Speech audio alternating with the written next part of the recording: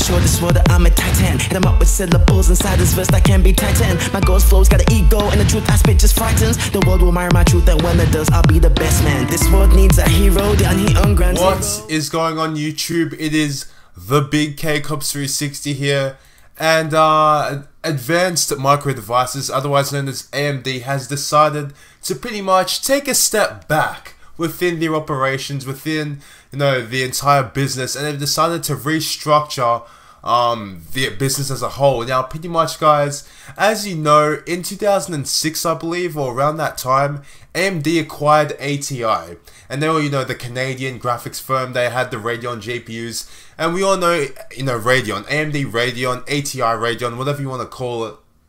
And pretty much, AMD had a big vision of pretty much merging CPUs and GPUs together in what we now know as the APUs. They just had like a big vision of, HSA, and we're gonna have this beautiful like unification of architecture and whatnot. And they did succeed to an extent. However, I think AMD's realized that, look, they need to take a step back. They really need to focus more on their GPU and their graphics business, because that is what makes them the money. And as you guys know, AMD's market share currently sits at below 20%, which is honestly catastrophic. I mean, that's really bad. So pretty much, in response to all of this, AMD have gone along and they've formed the Radeon Technologies Group. Now, guys, don't get this confused. AMD is not like splitting up the company. It's not like it's gonna become AMD and say, RTG, like it's its own company.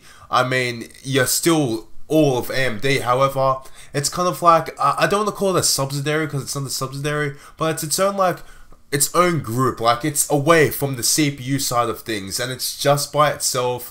It's led by, what's his name? It's led by Raja Koduri. I'm not sure if I got that right, but he was pretty much the lead engineer. He was the lead guy on AMD Radeon graphics hardware and software, and it was just that he was leading. But now he's pretty much under him got his own people. He's got all the guys that used to work at ATI, all the guys that work within Radeon graphics. He's got them under his wing. He's like pretty much the boss of it. He's the boss of the group.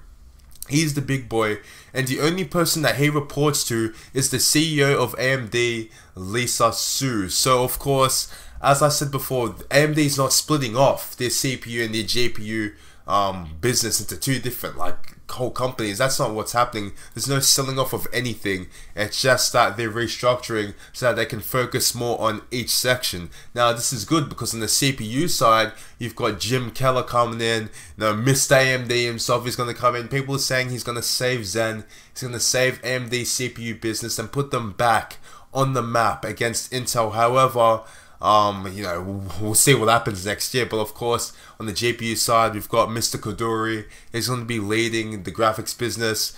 It's just going to be good because we're going to have some strong focus on GPUs.